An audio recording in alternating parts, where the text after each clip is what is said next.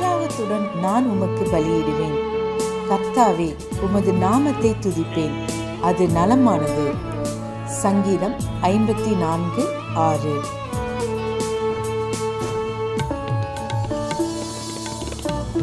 I will freely sacrifice unto thee. I will praise thy name, O Lord, for it is good. Psalms 54:6. ஆண்டவரும் இரட்சகருமாகிய இயேசு கிறிஸ்துவின் நாமத்தினாலே மீண்டும் ஒருமுறை கூட God Goes Ministries மூலமாக இந்த கால வேளையில் உங்களை சந்திப்பதில் பெரும் மகிழ்ச்சி அடைகிறேன். ஆண்டவருடைய பெரிதான கிருபையினாலே 6 மாதங்களை கடந்து 7வது மாதத்தினை காண செய்த தேவனுக்கு கோடான கோடி ஸ்தோத்திரமும் கனமும் மகிமையும் உண்டாவதாக. கடந்த நாட்களிலே தேவனாகிய கர்த்தர் நாம் அனுபவித்த பாடுகளை அறிந்திருக்கிறார். அதை தாங்க பலனையும் தந்திருக்கிறார். அதனால் உண்டான மகிமையையும் மேன்மையையும் வரப்போகிற நாட்களில் நமக்கு நிச்சயமாக உண்டாக போகிறது. நம்முடைய சூழ்நிலைகள், தனிப்பட்ட வாழ்க்கையில் இருக்கிற நெருக்கங்கள் ஒரு விதத்தில் அழுத்தி கொண்டிருக்கலாம். ஆனாலும் தேவனுடைய வார்த்தை சொல்லுகிறபடியே கர்த்தர் ஏற்ற காலத்தை வைத்திருக்கிறார். அந்த ஏற்ற காலத்தை இந்த நாட்களிலே நாம் நிச்சயம் காணப்போகிறோம். என்னோடு சேர்ந்து தேவனை நம்பி அவருடைய நாமத்தினாலே காத்திருங்கள், நிச்சயம் வெற்றி சிறப்போம். கர்த்தருடைய முழுமையான ஆசீர்வாதங்களை பரிபூர்ணமாக பெற்றுக்கொள்ள நீங்கள் ஆயத்தமுள்ளவர்களாக இருப்பீர்கள் என்று விசுவாசிக்கிறேன். கர்த்தர் தாமே இந்த மாதத்திலே நம்மையும் நம் குடும்பத்தினரையும் வெற்றி சிறக்க செய்வாராக. ஆமென்.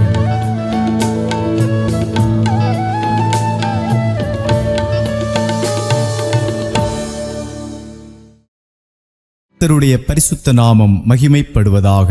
ஆசீர்வாதமான இந்த நாளிலும் God Goes Ministries மூலமாக உங்களை சந்திப்பதில் பெருமகிழ்ச்சி அடைகிறேன். இப்பொழுதும் சிலுவையினால் உண்டாகும் ஆசீர்வாதங்களைப் பற்றி கொஞ்ச நேரம் ஆண்டவருடைய வார்த்தையை தியானிக்கலாம். சாபத்தின் அடையாளமாக கருதப்பட்ட சிலுவை இயேசுவின் மரணத்தினால் ஆசீர்வாதமாக்கப்பட்டது. இயேசுவின் இரத்தம் எந்த இடத்திலெல்லாம் சிந்தப்பட்டதோ அந்த இடமெல்லாம் ஆசீர்வதிக்கப்பட்டதாய் மாறினது. இன்றைய தியானத்திற்காக தெரிந்து கொள்ளப்பட்ட வேத பகுதி ஏசாயா தீர்க்கதரிசியின் புத்தகம் 53வது அதிகாரம் 5ஆம் வசனம். நம்முடைய மீறுதல்களின் நிமித்தம் அவர் காயப்பட்டு, நம்முடைய அக்கிரமங்களின் நிமித்தம் அவர் நொறுக்கப்பட்டார். நமக்கு சமாதானத்தை உண்டு பண்ணும் ஆக்கினை அவர் மேல் வந்தது. அவருடைய தழும்புகளால் குணமாகிறோம். இந்த வசனம் இயேசுவின் சிலுவை மரணத்தின் தியாகத்தன்மையை எடுத்து காட்டுகிறது. சிலுவையில் அவர் அடைந்த துன்பம் மற்றும் மரணத்தின் மூலம் நாம் அனைவரும் பாவ மன்னிப்பையும் சமாதானத்தையும் ஆவியாத்தும சரீரத்தில் சுகத்தையும் பெற்றுக்கொள்கிறோம். இயேசுவின் சிலுவை மரணம் மனுக்குலத்திற்கு கொண்டு வரும் ஆசீர்வாதத்தின் சாரத்தை இந்த வசனம் படம் பிடித்து காட்டுகிறது. நமது இரட்சகராகிய இயேசுவின் சிலுவை மரணம் துன்பத்திற்கு அடையாளமாய் மாத்திரமல்ல, அவருடைய தியாகத்தின் மூலம் நமக்கு வழங்கப்பட்ட ஆழமான ஆசீர்வாதங்களையும் உள்ளடக்கியது. சிலுவை என்பது வேதனையின் சின்னம் மட்டுமல்ல, நம்பிக்கை, மீட்பு, நல்லிணக்கம், மறுசீரமைப்பு ஆகியவற்றின் கலங்கரை விளக்கமுமாகும். இயேசுவின் சிலுவை மரணத்தால் நமக்கு கிடைக்கிற முக்கியமான சில ஆசீர்வாதங்களை இப்பொழுது நாம் தியானிப்போம். முதலாவது ஆசீர்வாதம் என்னவென்றால், சிலுவையினால் உண்டாகும் மீட்பு. கிறிஸ்துவின் தியாகத்தின் மூலம் நமக்கு வழங்கப்பட்ட மீட்பின் சக்தி வாய்ந்த நினைவூட்டலாக சிலுவை நிற்கிறது. இயேசு தமது மரணத்தின் மூலம் மனுக்குலத்தின் பாவங்களுக்காக முழு கிரயத்தையும் செலுத்தி நமக்கு மன்னிப்பையும் இரட்சிப்பையும் வழங்கினார். சிலுவையின் மீது சிந்தப்பட்ட இரத்தம் நமது மீட்பின் கிரயமாகவும் நம்முடைய மீறுதல்களை அழிக்கிறதாகவும் தேவனோடு நம்மை ஒப்புரவாக்குகிறதாகவும் இருக்கிறது. இயேசு சிலுவையில் செய்த தியாகத்தால் நாம் பாவத்தின் அடிமைத்தனத்திலிருந்து விடுதலையாக்கப்பட்டு பரலோக பிதாவின் அன்பின் அரவணைப்புக்கு உள்ளாகிறோம். நாம் ஏன் மீட்கப்பட வேண்டும்? மீட்கப்பட வேண்டியதன் அவசியம் என்ன? மீட்பின் அளவை நாம் முழுமையாக புரிந்து கொள்ளுவதற்கு முன் அதற்கான நமது தேவையை நாம் முதலில் அறிந்து கொள்ளுவது அவசியம். எல்லாரும் பாவம் செய்து தேவ மகிமையற்றவர்களானார்கள் என்று ரோமர் 3:23 சொல்லுகிறது. எல்லா ஆசீர்வாதத்திற்கும் ஆதாரமாயிருக்கிற தேவனிடமிருந்து பாவம் நம்மை பிரித்து ஆவிக்குரிய மரணத்திற்கு நம்மை ஆளாக்கினது. தேவனுக்கு விரோதமான நம்முடைய கலகம் நியாய தீர்ப்புக்கும் தேவனிடமிருந்து நிரந்தரமாக பிரிவதற்கும் நம்மை இட்டுச் சென்றது. இப்படிப்பட்ட பரிதாப நிலையில் இருந்த நம்மை மீட்டுக்கொள்ள தேவன் தாமாகவே கிரயம் செலுத்த முடிவெடுத்தார். சிதைந்து கிடந்த நம்மை மீட்டெடுப்பதற்காக தேவன் தம்முடைய ஒரே பேரான குமாரனாகிய இயேசுவை நம்முடைய பாவங்களுக்கான தண்டனையை சுமக்க அனுப்பினார். இதிலிருந்து தேவன் நம்மீது வைத்த அவருடைய ஆழமான அன்பை நாம் உணர்ந்து கொள்ள முடிகிறது. சிலுவை மரணம் இயேசுவின் தியாக அன்பின் இறுதி வெளிப்பாட்டை குறிக்கிறது. ஏனெனில் நம்முடைய மீட்பிற்கான கிரயத்தை செலுத்த இயேசு தாமாகவே விருப்பப்பட்டு தமது ஜீவனை கொடுத்தார். நம்மை தேவனோடு ஒப்புரவாக்கும் பொருட்டு தாங்கொண்ணா துயரத்தையும் அவமானத்தையும் அவர் சகித்தார். நம்முடைய பாவங்களின் பாரத்தை தமது தோள்களில் சுமந்தார். சிலுவையின் மூலம் பெறப்பட்ட மீட்பு என்பது பரிவர்த்தனை பரிமாற்றம் மட்டுமல்ல, அது தேவ கிருபையின் மறுரூபமாக்கும் செயலாகும். தம்முடைய மரணம் மற்றும் உயிர்த்தெழுதல் மூலம் இயேசு பாவம் மற்றும் மரணத்தின் அதிகாரத்தை உடைத்து நம்மெல்லாருக்கும் பாவ மன்னிப்பையும் ஒப்புரவாகுதலையும் புது வாழ்வையும் வழங்கினார். இத்தகைய ஆழ்ந்த அன்புக்கும் தியாகத்திற்கும் முன்பாக நம்முடைய பதில் என்னவாயிருக்க வேண்டும்? கர்த்தருடைய கிருபையை நாம் முழுமையாக சார்ந்திருந்து தேவன் நமக்கு அருளியிருக்கிற இரட்சிப்பாகிய நல்ல ஈவை நன்றியுணர்வோடும் தாழ்மையோடும் ஏற்றுக்கொள்ள வேண்டும்.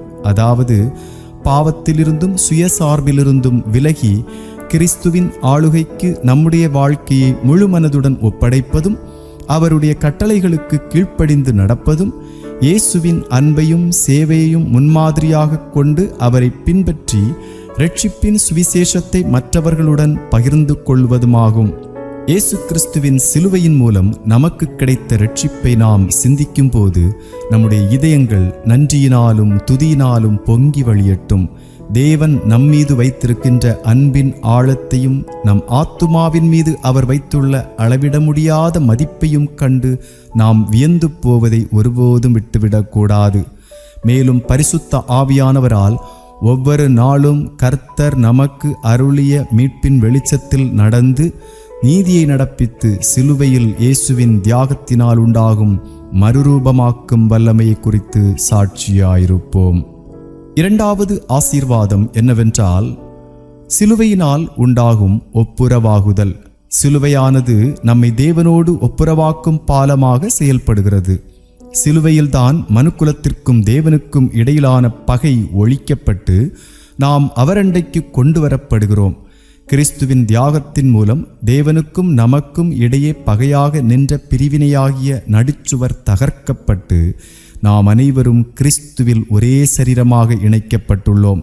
தேவனால் மீட்கப்பட்ட அவருடைய ஜனமாகிய நாம் நம்மிடையே காணப்படும் பகையாகிய பிரிவினையின் தடைகளை தகர்த்து அன்பிலும் ஒற்றுமையிலும் ஒருவரை ஒருவர் அரவணைத்து அதே நல்லிணக்கத்தை சக சகோதர சகோதரிகளுக்கும் நீட்டிக்க சிலுவை நம்மை அழைக்கிறது. இயேசுவை பின்பற்றுகிறவர்களாகிய நாம் சமாதானம் மற்றும் மன்னிப்பின் செய்தியை உலகிற்கு எடுத்துச் செல்லும் சமாதான தூதர்களாக இருக்கவும் அழைக்கப்பட்டுள்ளோம். மனிதன் தன்னுடைய பாவத்தினால் தேவனை விட்டு பிரிந்து வாழ்கிறான். தேவனில்லாத வாழ்க்கை மிகவும் பரிதாபத்திற்குரியது என்பதை மனிதன் தன்னுடைய மோசமான நிலையிலிருந்து அறிந்து கொள்ள முடிகிறது. எப்படியாகிலும் தேவனை கிட்டிச் சேர வேண்டும் என்ற ஆவலில் மனிதன் எடுக்கிற அத்தனை பிரயத்தனங்களும் வீணாகி விடுகிறது. மனிதன் முயற்சிகள் பல செய்தும் அவனால் தன்னுடைய பாவ சுபாவத்திற்கும் தேவனுடைய பரிசுத்தத்திற்குமான இடைவெளியை சிறிதளவேனும் குறைக்க முடியவில்லை. தேவனுக்கும் மனிதனுக்கும் இடையிலான இந்த உறவு முறிவு வேதனையையும் துன்பத்தையும் நம்பிக்கையற்ற நிலையையும் கொண்டு வருகிறது. ஒப்புரவாகுதலுக்கான தேவ சித்தம் மனுக்குலத்தின் மீதான அவரது அன்பிலிருந்து உருவாகிறது. நாம் பாவிகளாயிருக்கையில் கிறிஸ்து நமக்காக மரித்ததினாலே தேவன் நம்மேல் வைத்த தமது அன்பை விளங்க பண்ணுகிறார் என்ற வேத வசனத்திலிருந்து இதை உணர்ந்து கொள்ள முடிகிறது. சிலுவையானது தேவனுடைய ஆழமான அன்பின் அடையாளமாகவும் அவருடனான நமது உடைந்த உறவை மீட்டெடுப்பதற்கான அவரது ஏக்கமாகவும் உள்ளது. இயேசு உலகத்தின் பாவங்களை தம்மீது ஏற்றுக்கொண்டு நாம் அடைய வேண்டிய ஆக்கினையை அவர் அனுபவித்தார். அதே வேளையில் தமது நீதியையும் கிருபையையும் நித்திய ஜீவனையும் நமக்கு வழங்கினார். இந்த பரிமாற்றம் நமது தகுதியின் அடிப்படையில் அல்ல, மாறாக தேவனுடைய கிருபை மற்றும் இரக்கத்தின் அடிப்படையில் அவரை விசுவாசிக்கும் அனைவருக்கும் இலவசமாக அருளப்படுகிறது.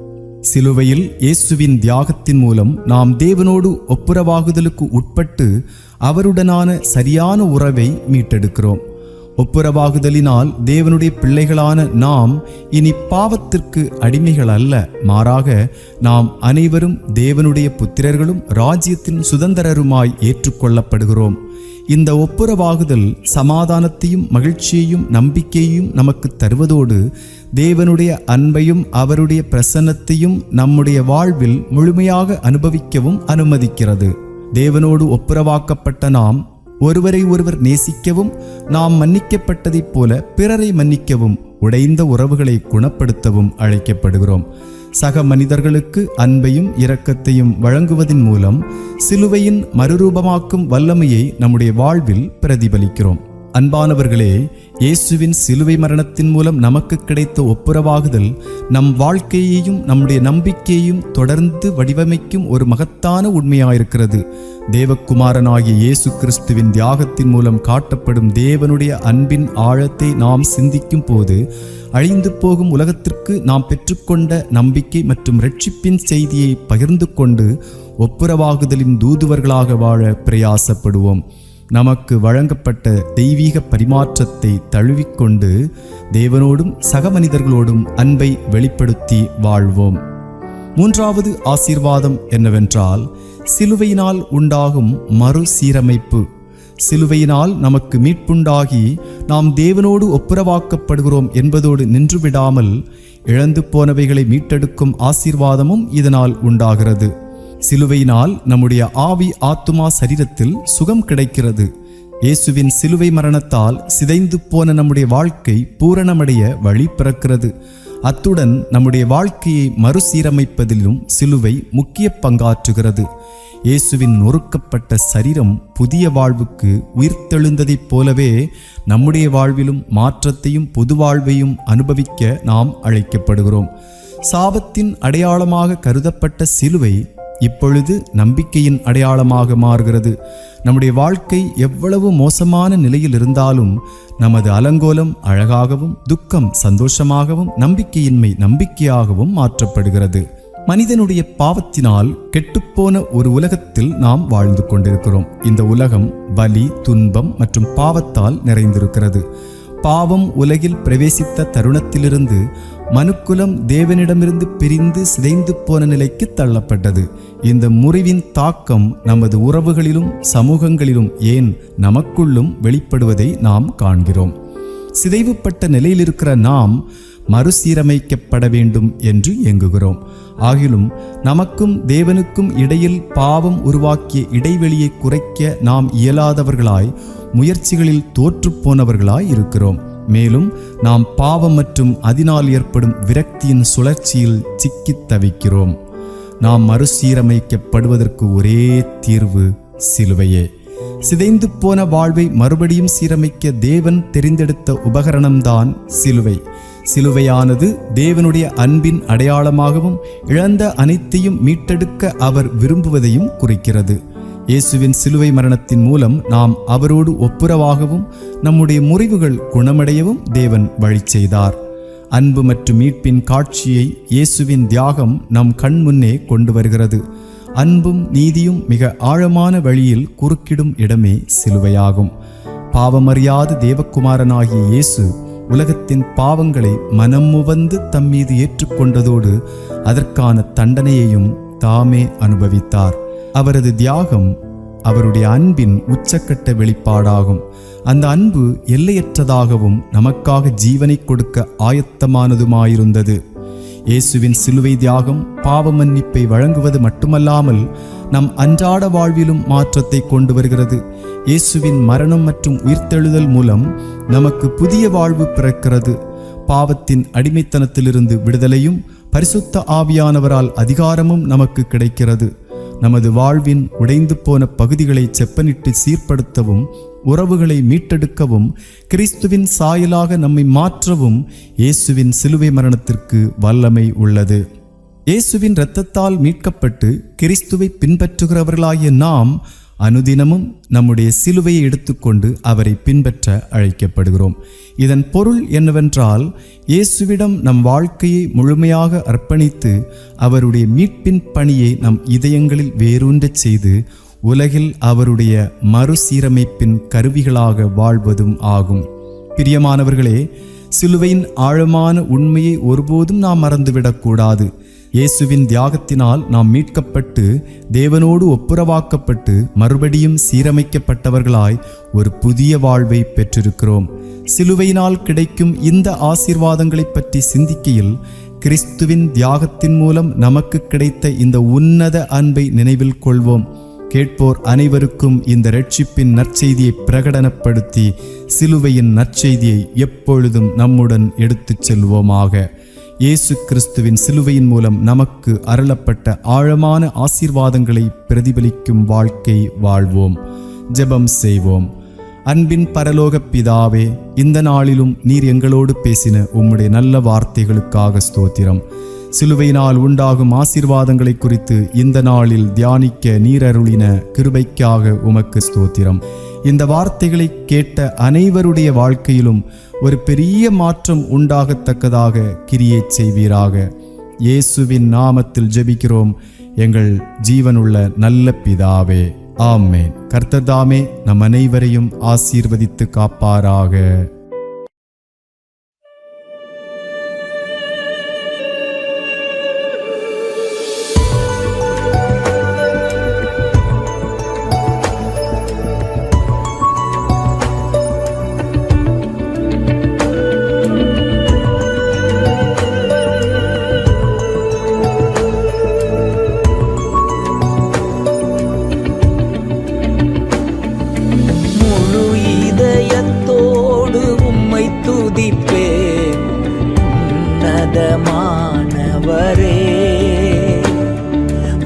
அதிசயங்கள் எல்லாம் எடுத்துரைப்பேன், அதிசயமானவரே. முழு இதயத்தோடு உம்மை துதிப்பேன், உன்னதமானவரே. அதிசயங்கள் எல்லாம் எடுத்துரைப்பேன், அதிசயமானவரே. உன்னதமானவரே, என் உறைவிடம் நீர்தானே. உன்னதமானவரே, என் உறைவிடம் நீர்தானே. உயர்த்துகிறேன், வாழ்த்துகிறேன், வணங்குகிறேன், உம்மை போற்றுகிறேன். முழு இதயத்தோடு உம்மை துதிப்பேன், உன்னதமானவரே. உம் அதிசயங்கள் எல்லாம் எடுத்துரைப்பேன், அதிசயமானவரே. ஒடுக்கப்படுவோர்க்கு அடைக்கலமே, நெருக்கடி வேளையில் புகலிடமே. ஒடுக்கப்படுவோர்க்கு அடைக்கலமே, நெருக்கடி வேளையில் புகலிடமே. நெருக்கடி வேளையில் புகலிடமே, நெருக்கடி வேளையில் புகலிடமே. முழு இதயத்தோடு உம்மை துதிப்பேன், உன்னதமானவரே. உம் அதிசயங்கள் எல்லாம் எடுத்துரைப்பேன், அதிசயமானவரே.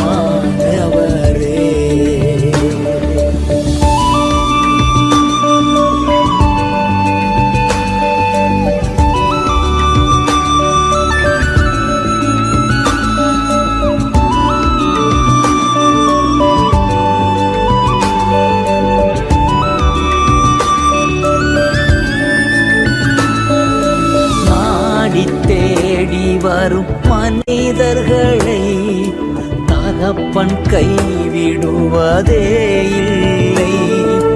நாடி தேடி வரும் மனிதர்களை தகப்பன் கைவிடுவதே இல்லை. ஒருபோதும் கைவிடுவதே இல்லை.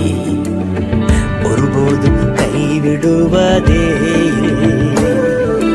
முழு இதயத்தோடு உம்மை துதிப்பேன் உன்னதமானவரே.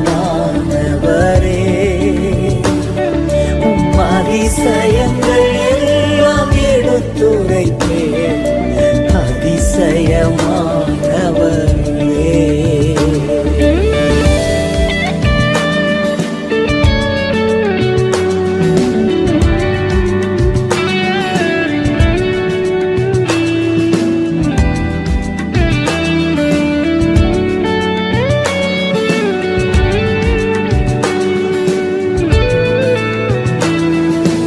எழுந்தருளும் என் ஆண்டவரே, எதிரி கை ஓங்க விடாதேயும்.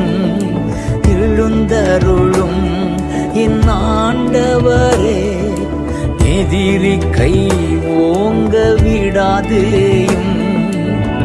எதிரியின் கை ஓங்க விடாதேயும். எதிரியின் கை ஓங்க விடாதேயும். முழு இதயத்தோடு